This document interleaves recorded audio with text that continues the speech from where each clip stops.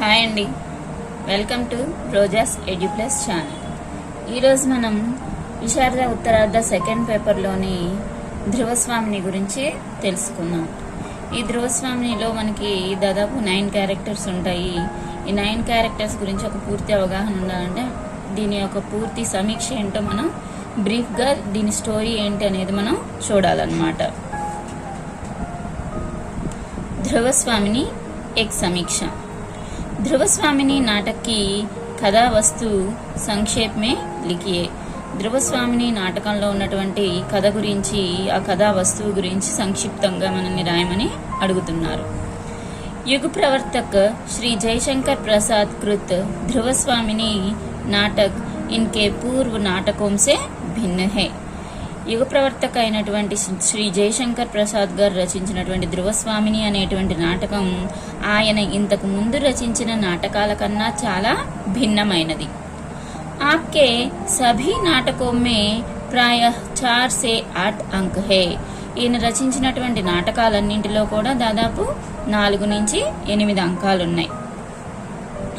लेकिन प्रस्तुत ध्रुवस्वामिनी नाटक में केवल 3 अंक और 3 दृश्य है. కానీ ప్రస్తుతం ఉన్నటువంటి ధ్రువస్వామిని నాటకంలో కేవలం 3 అంకాలు మరియు 3 దృశ్యాలు మాత్రమే ఉన్నాయి. प्रस्तुत नाटक की कथा वस्तु भारतीय इतिहास के गुप्त काल से संबंधित है. మనకి ప్రస్తుతం కథలో ఉన్నటువంటి కథా వస్తువు, ఈ నాటకంలో ఉన్నటువంటి కథా వస్తువు దేనికి సంబంధించింది అంటే మన భారతీయ చారిత్రక కాలంలో గుప్తుల కాలానికి సంబంధించింది అన్నమాట. लेकिन इस प्रसंग पर इतिहास बहुत कुछ ప్రకాష్ నహి డాల్ పాతా. కానీ చరిత్ర యొక్క ప్రభావము దీని మీద, ఈ కథ మీద, ఈ నాటకం మీద మనకు అంతగా కనపడదన్నమాట. ఫిర్ భీ ప్రసాద్ జీ अपनी सतरंगी कल्पना एवं ढंग से प्रस्तुत करने में सफल हुए. కానీ మన జయశంకర్ ప్రసాద్ గారు ఆయనకున్నటువంటి తెలివితేటలతోటి కథా వస్తువుని చాలా సఫలీకృతంగా నడిపించడం జరిగిందనమాట, సఫలీకృతం చేయడం జరిగింది. गुप्त साम्राज्य के सब लवकुशल शासक जिन्हें इतिहासकारों ने इंडियन नेपोलियन के नाम से पुकारा, समुद्रगुप्त को 2 पुत्र है. ఈ సముద్రగుప్తుడికి 2 కుమారులు ఉన్నారన్నమాట. రామగుప్త్ ఔర్ చంద్రగుప్త్, రామగుప్తుడు మరియు చంద్రగుప్త్. ఇన్కి బహన్ మందాకిని, ఇంకా వాళ్ళకి ఇక్కడ బహన్ అని ఇచ్చారు కానీ వాళ్ళ బహన్ కాదనమాట, మందాకిని అనేటువంటి క్యారెక్టర్ కూడా మనకి ఉంటుంది.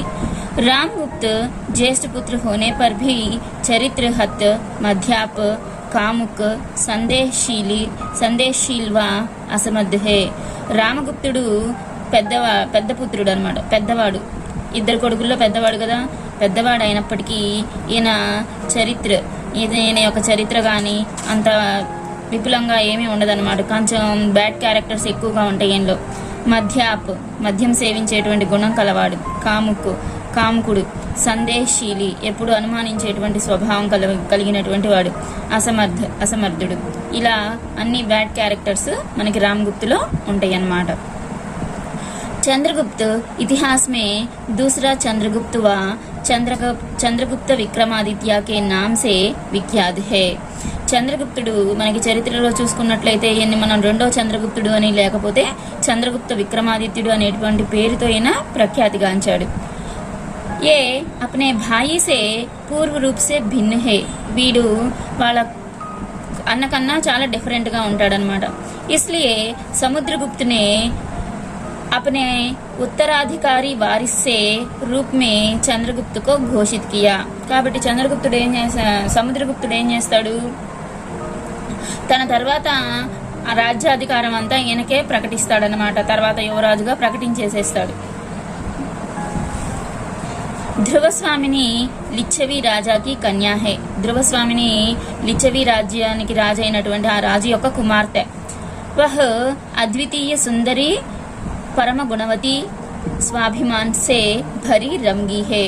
ఈవిడ చాలా అద్వితీయమైనటువంటి అందగత్తె, ఇంకా పుణ్యవతి, చాలా మంచి గుణాలు కలిగినటువంటిది, స్వాభిమానం కలిగినటువంటిది అన్నమాట.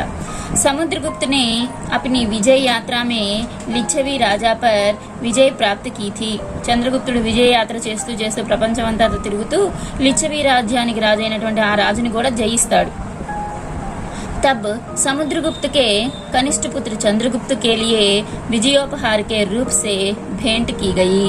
కాబట్టి ఆ విజయం సాధించాడు కాబట్టి ఆ విజయోత్సాహంలో ఏం చేస్తాడంటే ఆ లిచ్చవి రాజు అయినటువంటి రాజు యొక్క కుమార్తె అయిన ధ్రువస్వామిని చంద్రగుప్తుడికి విజయానికి చిహ్నంగా గుర్తుగా ఇద్దామని చెప్పి అనుకుంటాడు. ధ్రువస్వామిని ने भी अपने भाग्य को सराहना की. ధ్రువస్వామిని కూడా ఆమె యొక్క అదృష్టానికి మురిసిపోతుంది చంద్రగుప్తుడిని చేసుకోవడానికి. లేకిన్ समुद्रगुप्त के निधन के बाद चरित्रहत दुष्ट रामगुप्त ने छली मंत्री शिखर स्वामी को अपने साथ मिलकर एक षड्यंत्र रचा. కానీ సముద్రగుప్తుడి యొక్క మరణం తర్వాత ఈ చరిత్రహీనుడు దుష్టుడు అయినటువంటి రామగుప్తుడు అతని దగ్గర ఉన్నటువంటి మంత్రితోటి, శిఖర్ స్వామి అనేటువంటి దుష్ట మంత్రితోటి కలిసి ఒక కుట్ర పన్నుతారు. रामगुप्त ने ज्येष्ठता को द्वारा करते हुए सिंहासन पर अधिकार प्राप्त किया. పెద్దవాడు అనేటువంటి నెపంతో రామగుప్తుడు చంద్రగుప్తుడిలో ఇద్దరు పెద్దవాడు అనేటువంటి నెపంతో రాజ్యాధికారం మొత్తం రామగుప్తుడు తీసేసుకుంటాడు. इसके साथ साथ ధ్రువస్వామిని को भी अपना लिया. దాంతో పాటు ధ్రువస్వామిని కూడా తనదిగా చేసుకుంటాడు రామగుప్తుడు. अपने वंश का गौरव, अपने भाई की ज्येष्ठता का स्मरण पर चंद्रगुप्त ने विष का घूंट पी लिया और चुप रहा. ఆయన వెంటనే రాజు అయ్యేసరికి చంద్రగుప్తుడు చాలా లోపల బాధపడతాడు. కోపం అంతా దిగమింగుకొని ఇంకా సైలెంట్ గా ఉండిపోతాడు. रामगुप्त अपना भाई चंद्रगुप्त के पराक्रम, सामर्थ्य और न्यायोचित अधिकार से పరిచిత్ హే. రామగుప్తుడికి నిజంగా ఇవన్నీ చంద్రగుప్తుడికే చెందుతాయి. నేను అనుభవించేటువంటి ఈ రాజ్యాధికారం కానీ ధ్రువస్వామిని కూడా నిజంగా ఈ చంద్రగుప్తుడికే చెందుతాయి అని చెప్పి తెలుసు. ఉసే యహ్ భీ మాలూమ్ హే కి వాస్తవమే ధ్రువస్వామిని చంద్రగుప్తుకి వాగదతే. నిజానికి చంద్రగుప్తుడికి చెందాల్సిందే కదా ధ్రువస్వామిని కూడా. अतः शंकालु दुर्बल स्वभाव वाला रामगुप्त चंद्रगुप्त को अपनी राह से हटाने బందీ చేసే బనాదియా. చివరికి ఈ శంకించే స్వభావం కలిగినటువంటి, దుర్బల స్వభావం కలిగినటువంటి రామగుప్తుడు చంద్రగుప్తుడిని చివరికి బంధిస్తాడనమాట. समुद्रगुप्त फिर अपनी पिता जैसा విజయ యాత్ర करने निकला. అంతకుముందు సముద్రగుప్తుడు ఎలా అయితే విజయ యాత్ర చేశాడో రామగుప్తుడు కూడా అలానే విజయ యాత్ర చేద్దాము, ప్రపంచం అంతా తిరిగి విజయ యాత్ర చేయాలి అని చెప్పేసి బయలుదేరతాడు. अपने साथ చంద్రగుప్త और ధ్రువస్వామిని को भी ले गया. వాళ్ళతో పాటు చంద్రగుప్తుడిని ఇంకా ధ్రువస్వామిని కూడా తీసుకెళ్తాడు. लेकिन बीच में ही शकराज ने दोनों और से రామగుప్తు కి శిబిర్ కో ఘేర్ లియా. కానీ మధ్యలోనే చంద్రగుప్తుడు శకరాజ్ అనేటువంటి ఆయన రామగుప్తుడి యొక్క శిబిరాన్ని రెండు వైపుల నుంచి చుట్టుముట్టేస్తాడు. शकराज संधि के लिए दो शर्त लगता है. एक शर्त यह है कि अपने लिए ध्रुवदेव अर्थात ధ్రువస్వామిని को मांगा. ఈ శకరాజు రెండు షరతులు పెడతాడు. ఒకటేమో ధ్రువస్వామిని తనకి అప్పగించమని అడుగుతాడు. और एक शर्त यह है कि अपने सामंतों के लिए गुप्त साम्राज्य के सामंतों की పత్నియోం కో మాంగా. ఇంకా రెండో షరత్ ఏంటంటే తన దగ్గర ఉండేటువంటి సామంతరాజులకి గుప్తుల రాజ్యంలో ఉండేటువంటి సామంతరాజుల యొక్క భార్యలు నిమ్మని అడుగుతాడనమాట. చూడండి ఎంత నీచంగా ఆలోచించాడు. नेक्स्ट लंपट क्लीव व मध्याप रामगुप्त इन शर्तों को स्वीकार करता है. ఈ వేశ్యాలోలుడు పిరికివాడైనటువంటి ఈ రామగుప్తుడు పిరికివాడు కదా, అందుకని యుద్ధం చేయలేక ఈయన పెట్టేటువంటి శకరాజు పెట్టేటువంటి షరతులన్నిటికీ చివరికి ఒప్పేసుకుంటాడు. क्योंकि ध्रुव स्वामिनी का प्रेम पाने का మామలే మే ఉసే విశ్వాస్ నహీ హే. ఇక్కడ ధ్రువస్వామిని తనని ఒప్పుకుంటుంది అనేటువంటి నమ్మకం ఎటు రామగుప్తుడికి లేదు. కాబట్టి ఒప్పేసుకుంటాడనమాట శకరాజు పెట్టినటువంటి షరతులన్నిటికీ. ధ్రువస్వామిని यह ప్రస్తావ్ సున్తే హీ క్రోధ్ సే చీక్ ఉఠ్తీ హే. ఈ ప్రస్తావన వింటూనే ఆవిడ కోపంతో అరుస్తుంది. बाद रामगुप्त के पैरों पकड़कर अपने सम्मान की रक्षा करने की प्रार्थना करती है. వద్దు నన్ను అలా పంపించొద్దు, నన్ను రక్షించండి అని చెప్పేసి చివరికి రామగుప్తుడిని ప్రాధేయపడుతుంది. లేకిన్ రామగుప్త్ అప్ని కఠిన్ నిర్ణయ కో బదల్తా నహీ. కానీ రామగుప్తుడు తన యొక్క కఠినమైనటువంటి నిర్ణయాన్ని మాత్రం మార్చుకోడు. చంద్రగుప్త్ यह बात सुनकर वहाँ शीघ्र चला आता है. ఎప్పుడైతే ఈ విషయం వింటాడో రామగుప్తుడు ధ్రువస్వామిని శకరాజుకి అప్పగించబోతున్నాడు అనేటువంటి విషయాన్ని ఎప్పుడైతే తెలుసుకుంటాడో వెంటనే వచ్చేస్తాడు చంద్రగుప్తుడు.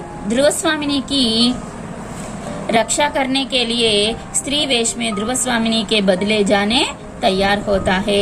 ఇక ధ్రువస్వామిని రక్షించడానికి అని చెప్పేసి ధ్రువస్వామినికి బదులుగా తనే వెళదాము స్త్రీ వేషం ధరించి అని అనుకుంటాడు. लेकिन कुटिलता की मूर्तियां रामगुप्त और शिखर स्वामी इस प्रस्ताव को स्वीकार नहीं करते. కానీ కుటిల స్వభావం కలిగినటువంటి రామగుప్తుడు మరియు శిఖర్ స్వామి దీనికి ఒప్పుకోరన్నమాట. अंत में ध्रुव स्वामिनी के साथ चंद्रगुप्त स्त्री वेश में शकराज के पास जाने तैयार होता है. చివరికి శకరాజు దగ్గరికి స్త్రీ వేషంలో చంద్రగుప్తుడు వెళ్ళడానికి తయారవుతాడు ధ్రువస్వామినితో పాటు. రామగుప్తు ఇస్ పర్ ఔర్ భీ ప్రసన్న హో జాతా హే. రామగుప్తుడికి ఇలా వెళ్తుంటే ఇంకా ఆనందం వేస్తుంది. ఎందుకని? क्योंकि वह सोचता है कि चलो दोनों से एक साथ मुक्ति मिल जाएगी. పదండి మీ ఇద్దరిని వెళ్ళి ఆ శకరాజుకి అప్పగించేస్తే మీ బాధ నాకు లేకుండా పోతుంది, మీ నుంచి నాకు విముక్తి కలుగుతుంది అని చెప్పి చెప్తాడనమాట.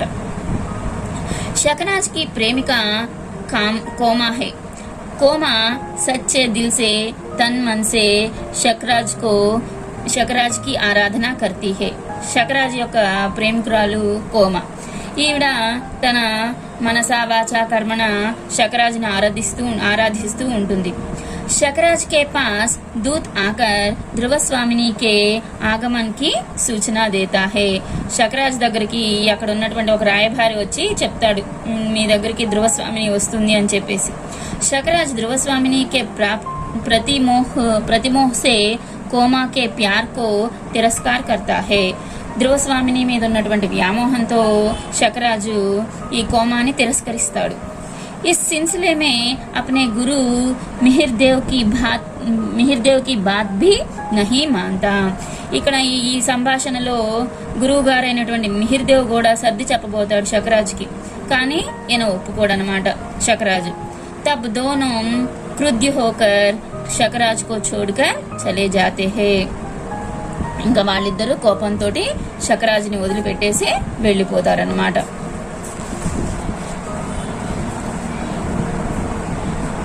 स्त्री वेश में रहने वाले चंद्रगुप्त और ध्रुवस्वामिनी शकराज के शिविर में जाते हैं. స్త్రీ వేషంలో ఉన్నటువంటి చంద్రగుప్తుడు ధ్రువస్వామిని శకరాజ్ దగ్గరికి వెళతారు. वहाँ चंद्रगुप्त अपने पराक्रम सुनते ही शकराज का वध कर डालता है. ఆయన యొక్క గొప్పతనం చంద్రగుప్తుడు తన యొక్క గొప్పతనం తనకే గుర్తొచ్చేసి ఈ శకరాజుని చంపేస్తాడనమాట.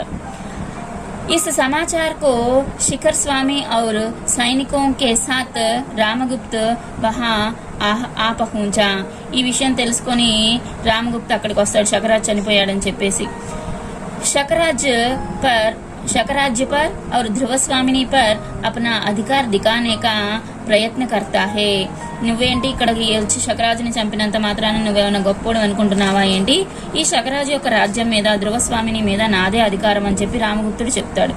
लेकिन ध्रुवस्वामिनी उस क्लीव रामगुप्त को अपने पति मानने का ప్రస్తావ్ తిరస్కార్ కర్తీ హే.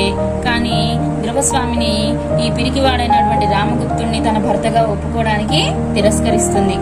ఇతనే మే గుప్త गुप्त काल के पुरोहित ध्रुवस्वामिनी रामगुप्त को छोड़ना శాస్త్ర సమ్మత్ కహతే హే.